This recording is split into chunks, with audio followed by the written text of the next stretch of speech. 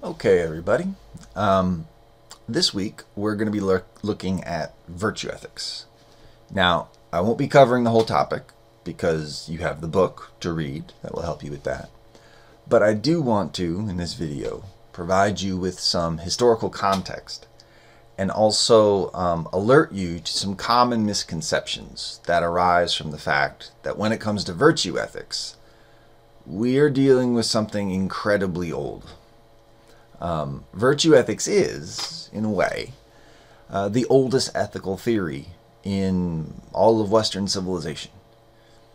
Its adherents include Socrates, Plato, and Aristotle, three of the biggest names in the history of philosophy, and also three of the earliest.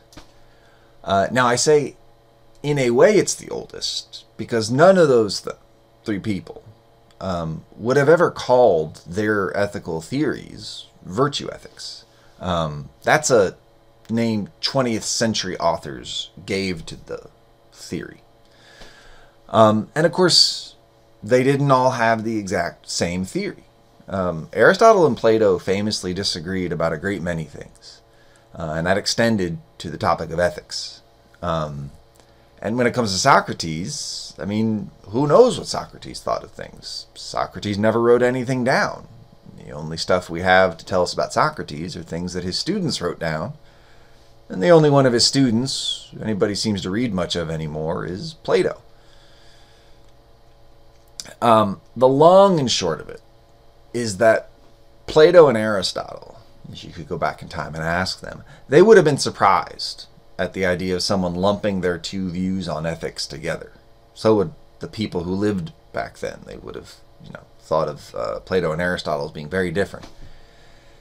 It's only because the last few hundred years of ethical theorizing in Western civilization, which is what we, call the modern period, has departed so much from Plato and Aristotle's approach that they now see or seem so similar to each other, at least to our eyes.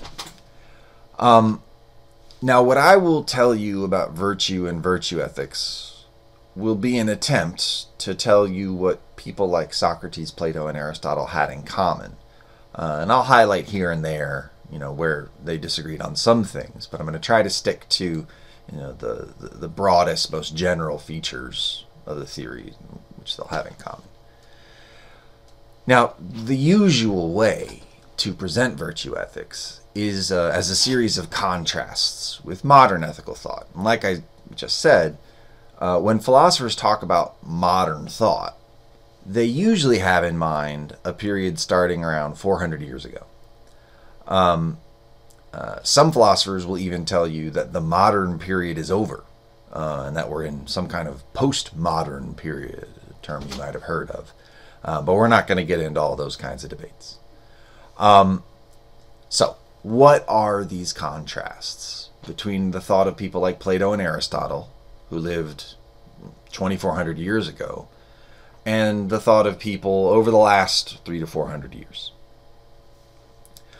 Well, one contrast is that modern ethicists are said to be primarily concerned with the question, what should I do? Or what should you do? Or how should you behave? Right? So I'll write that up here. How should we behave? What kinds of things should we do? Right? That's the modern question. So let me zoom out a little bit here and I'll put the modern question. Or moderns. Right? The moderns ask, how should we behave? And virtue ethicists, and sort of all the ancient ethical theorists, were more interested in the question, what kind of life you should live, or what kind of person you should try to be. So we'll say, how should I live?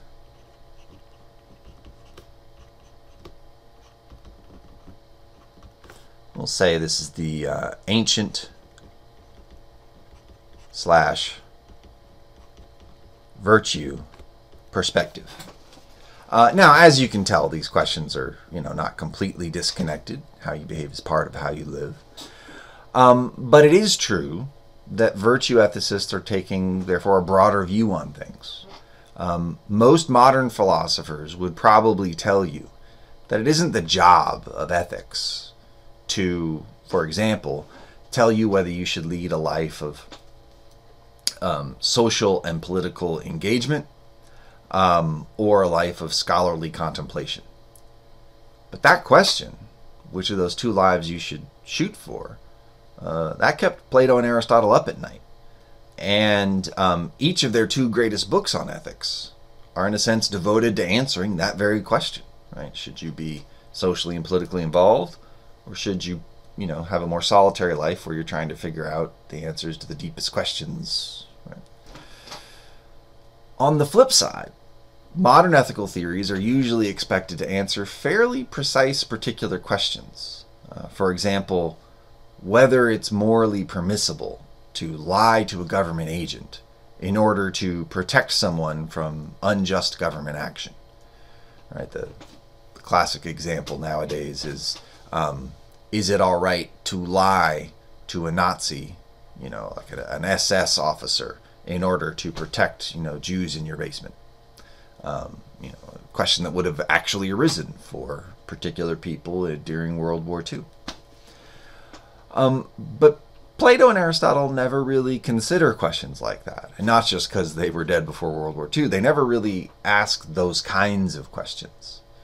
And they certainly don't think their theory should be expected to provide precise, determinate answers to those kinds of questions. Now, related to this contrast about what kinds of questions the theory asks is also a contrast between what sort of the theory's aiming to provide.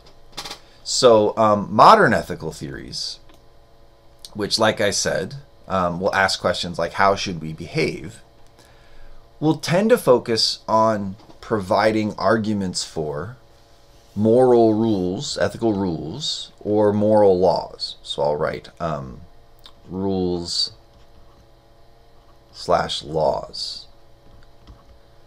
That's what modern ethical theories tend to do. They want to find moral principles that are, general. They apply to all situations. They want to find principles that you can be sure it's always morally right to obey. And they also want to find out what kinds of actions it's always right to do and what kinds of actions it's always wrong to do. For example, a major modern ethical theorist named Immanuel Kant, who lived in the late 18th and early 19th century, once argued that it was always wrong to lie. And while he didn't know about Nazis, because he died before, he died in the 1800s, he did talk about a case very much like the one I just told you about. Government official at the door, are you going to lie? That kind of thing. He said it's always wrong to lie. There's a moral law that says you can't lie. You always have to be honest. And here the contrast with the ancient way of looking at things, the virtue ethics way of looking at things, is pretty monumental. Pretty momentous. Plato doesn't anywhere argue for any general ethical rules or moral laws. And Aristotle explicitly says there are no true moral principles that cover all cases. Right? There's no simple moral law like never lie. Any rule like that is always going to be wrong sometimes. According to Aristotle, all rules have exceptions. And part of being a good person is knowing what those exceptions are. It's not about memorizing and always following some simple moral principle. But perhaps the biggest difference between the ancient and modern theories is the focus of ancient theories on virtue. So whereas modern ethical theories will focus on moral rules, moral laws, ancient ethical theories focused on virtue. And it's not as though modern theories completely ignore virtue. Basically all modern ethical theories will mention virtue. They'll bring it up. But usually it seems like it's kind of an afterthought to them. The idea seems to be that if you accept the theory of ethics, that some modern moral theorist has come up with, and you follow that theory, right, conscientiously, then you'll be a virtuous person. You'll be a good person. But explaining virtue is not the point of their theories. But for Plato and Aristotle, it very much is. One thing they agreed on, they both accepted the idea that the only way to be truly happy was to be virtuous. So they thought it was very important to have an understanding of what virtue was, what it involved. Right? So we get the word virtue. Move this up a little more. Change color here. We get the word virtue. Right, that's the English word. From Latin. The Latin word is virtus. And the Latin word was just a translation of a Greek word. In fact, I think virtus was just sort of invented so that they would have the Latin speakers, people in Rome basically, would have a translation for the Greek word. And the Greek word was arete, not arete. First few years of me studying philosophy, I used to pronounce this arete until somebody who knew Greek corrected me and said, no, that's arete. Arete, the Greek word in ancient Greek, just meant excellence. And it was any kind of excellence. So like if you could run really fast, that was a kind of arete. It was a kind of virtue, in other words. Now, Plato and Aristotle did not think to be truly happy you had to be able to run fast. They didn't think you had to be excellent in every way in order to be happy, right? Obviously. If they did think that, there'd be no reason to study their theories because it's kind of silly. The virtues Plato and Aristotle had in mind were what we would nowadays call moral virtues. Right?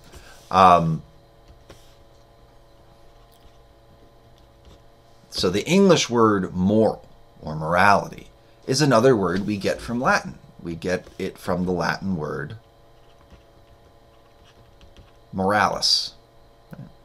A lot of English words, especially sort of words you're more likely to encounter in the process of higher education, are just pulled from Latin.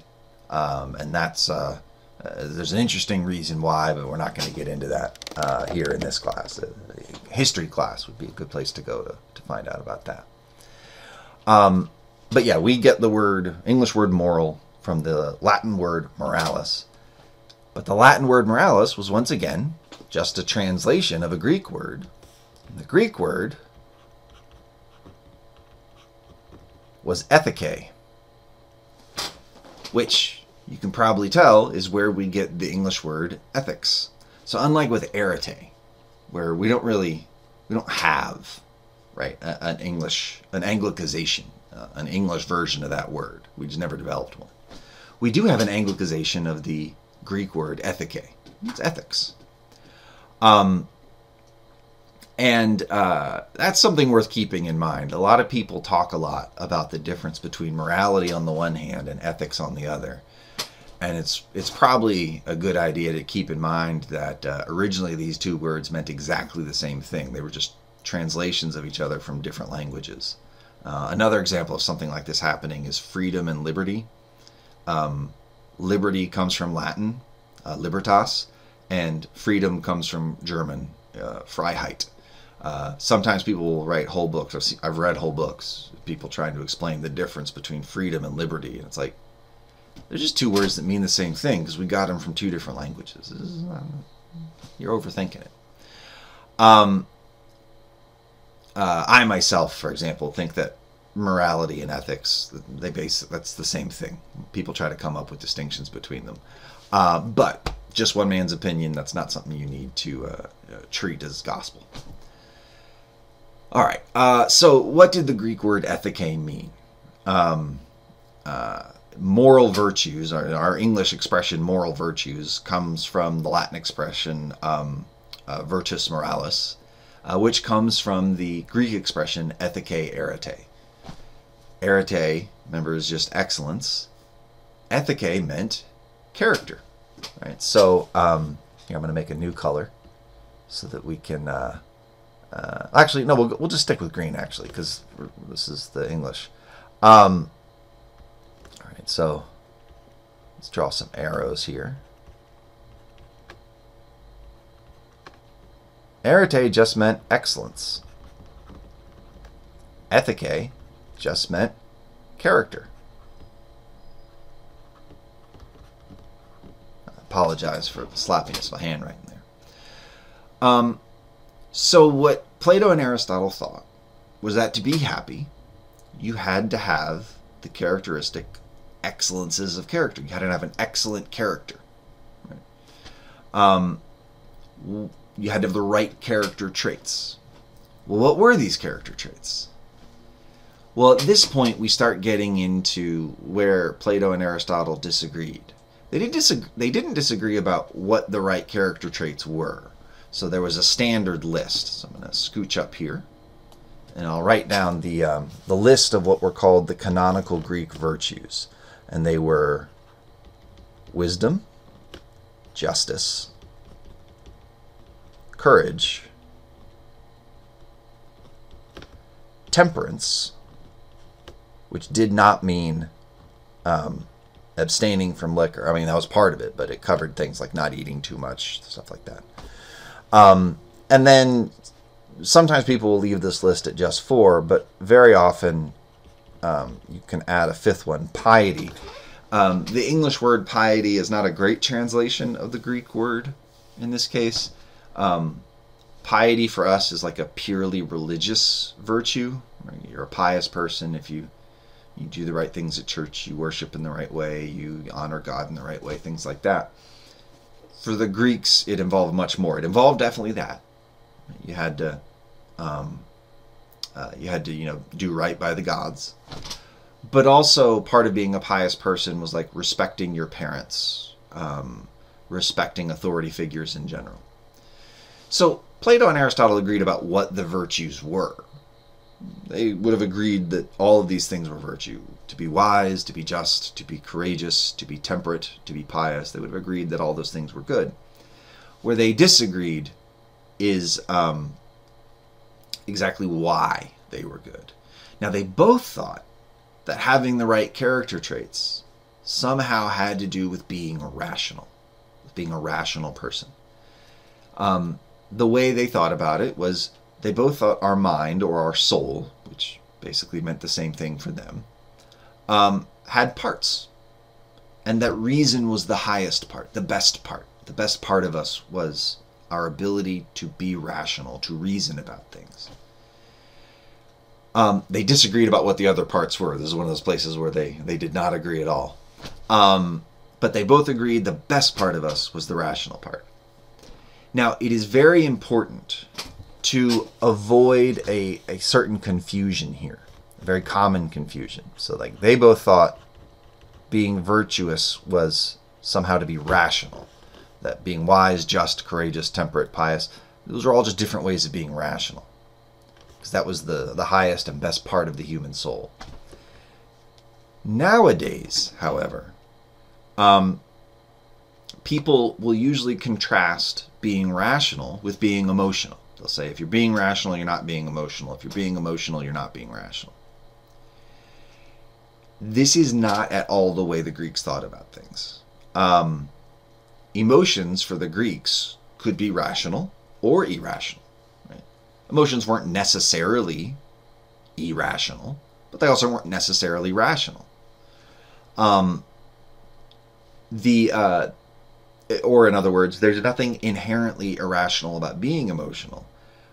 In fact, Aristotle thought that failing to have the right kind of emotion in the right kind of situation was a sign that you weren't a very good person and that you weren't a very rational person.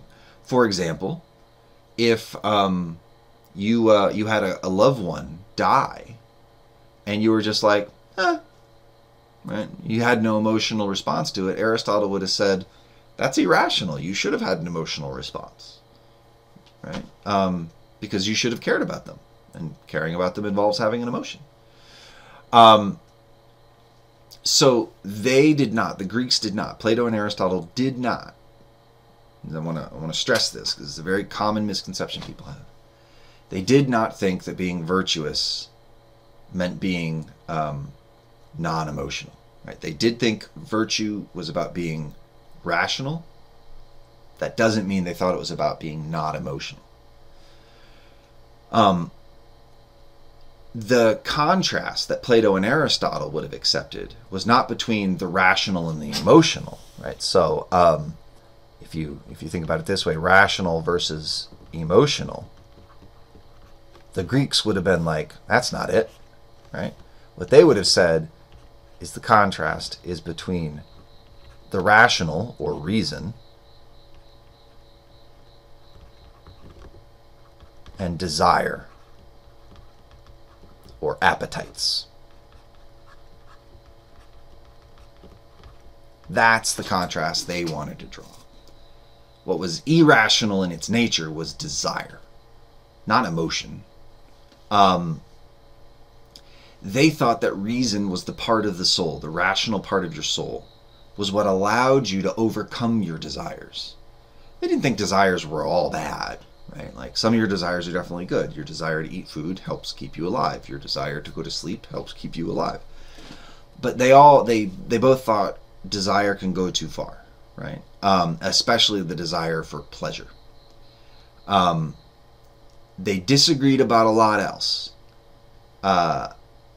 But they both thought the rational part of your soul is what seeks out the good, what's good in life.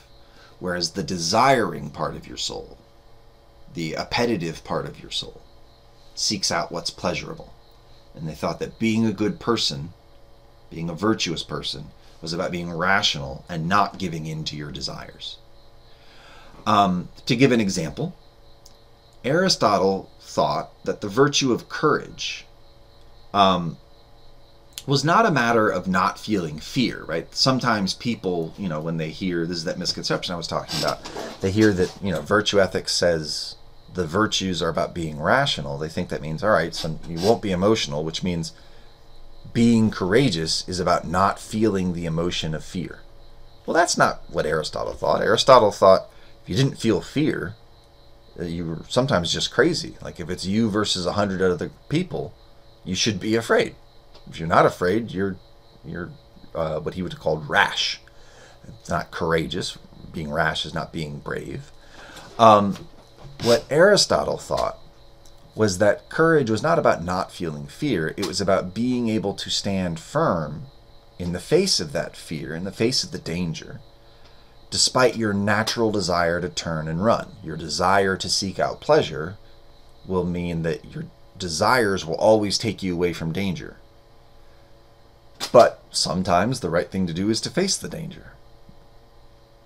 And so for both Plato and Aristotle, all the virtues came down essentially to a kind of self-control for the rational part of your soul to exert control over the desiring or pleasure-seeking part of the soul. And they both thought that if you were unable to develop that kind of self-control, you were going to be unable to live a happy life. You would just be unhappy. Both of them thought happiness and pleasure were different things. So you might be confused. Like, well, if the desiring part of our soul is about seeking pleasure, isn't that going to make us happy? They would have both said no. A life of pleasure does not make you happy, necessarily. The modern idea here is more like there's a trade-off between being a good person and being a happy person. That you can sometimes make yourself happier by treating other people worse, by doing the wrong thing, by lying, by cheating, things like that. You can benefit yourself while hurting others. But Plato and Aristotle would have rejected that. They would have said, if that's what you're doing, you might think you're happy, but you won't really be happy. And because of that, there's a common ethical question that arises and is kind of tough to solve in a lot of modern ethical theories, which is the question basically, why should we be moral in the first place? Why should we do the right thing? And that question's much easier to answer for Plato and Aristotle. You do the right thing because that's the virtuous thing to do. That's what you would do if you were a virtuous kind of person. If you don't have the virtues, then you're just going to be miserable. So that's why you should be moral, to avoid being miserable, to avoid being a miserable, unhappy person. All right, this video has gone on a good bit longer than I thought. So I'm going to cut it off here. And definitely read the book, because that's going to provide a lot more information than I can give you, or that I have given you in this video. But this is just a warning about some misconceptions that you might fall prey to, and also a little bit of the historical background of virtue ethics.